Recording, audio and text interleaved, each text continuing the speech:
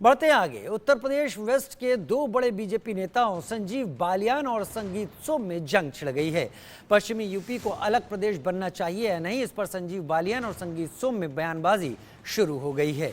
दरअसल पश्चिमी उत्तर प्रदेश को अलग राज्य बनाने की मांग का समर्थन करते हुए केंद्रीय राज्य मंत्री संजीव बालियान ने कहा कि वेस्ट यूपी को अलग राज्य बनना चाहिए और मेरठ को इस नए प्रदेश की राजधानी बनाया जाना चाहिए। उन्होंने कहा कि यहाँ की आबादी 8 करोड़ है और हाई कोर्ट यहाँ से 750 किलोमीटर दूर है। ऐसे में यह मांग पूरी तरह से जायज है, लेकिन विवाद तब बढ़ गया जब बीजेपी के फायर ब्रांड कहे जाने वाले संगीत सोम ने इसका विरोध कर दिया और कहा कि पश्चिमी यूपी को अलग राज्य बनाने की मांग जायज नहीं है। बीजेपी नेता संगीत सोम ने कहा कि पश्चिमी यूपी अलग राज्य बना तो मिनी पाकिस्तान बन जाएगा। इसके साथ ही उन्होंने दावा किया कि इस राज्य में हिंदू अल्पसंख्यक हो जाएंगे। एक वर्ग की आबादी जिस हिसाब से बढ़ रही है उससे पश्चिमी यूपी की डेमोग्राफी बदल जाएगी, इसलिए वो इसका खुलकर विरोध करते हैं। मैं खोल के कहता हूं, हमेशा पश्चिम उत्तर प्रदेश अलग बनना चाहिए। मेरठ की राजधानी होनी चाहिए। 8 करोड़ की आबादी है, बहुत छोटे छोटे प्रदेश हैं। जिस दिन पश्चिम उत्तर प्रदेश अलग बन जाएगा, ये इस देश का सबसे अच्छा प्रदेश होगा, सबसे समृद्ध और अच्छा प्रदेश पश्चिम उत्तर प्रदेश। पार्टी के नेता तक पहुंचाएंगे इस तरह की बात या पहुंचाइए अभी तक? मैं तो हमेशा कहता हूँ, मैं अलग अलग पार्टियों के अलग विचार हो सकते हैं। संजीव बालियान के अपने विचार ये हैं कि पश्चिम उत्तर प्रदेश अलग प्रदेश होना चाहिए। अब पश्चिम उत्तर प्रदेश की जो अलग स्टेट बनने की मांग उठने लगी, क्या कहना है? नहीं, बिल्कुल गलत है। पश्चिमी उत्तर प्रदेश का मतलब मिनी पाकिस्तान बनना है और हम और पश्चिमी उत्तर प्रदेश की जनता कोई इसके समर्थन में नहीं है और पश्चिमी उत्तर प्रदेश बनने जैसी कोई चीज़ नहीं है।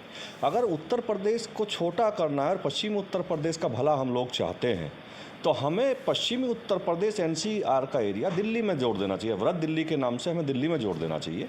ना हमें अलग से विधानसभा बनानी पड़ेगी, ना अलग से हाई कोर्ट बनाना पड़ेगा। अभी हाई कोर्ट के लिए लोगों को प्रयागराज जाना पड़ता है, फिर दिल्ली सबसे नज़दीक हो जाएगा, हम दिल्ली के साथ जुड़ जाएंगे। लेकिन आप जानते हैं एक वर्ग की इतनी आबादी पश्चिमी उत्तर प्रदेश में बढ़ी हुई है। अभी चुनाव हुए हैं नगर पंचायत और नगर पालिकाओं के, आपने देखा होगा एक एक नगर पंचायत और नगर पालिका में 70 से 80% तक की आबादी हो गई है।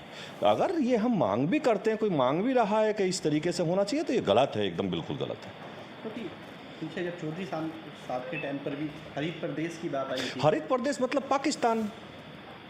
वो तो वोट के लालच में इस तरीके का काम करते थे ना, वो तो वोट के लालच में इस बात को करते थे कि उन्हें एक वर्ग का वोट चाहिए था।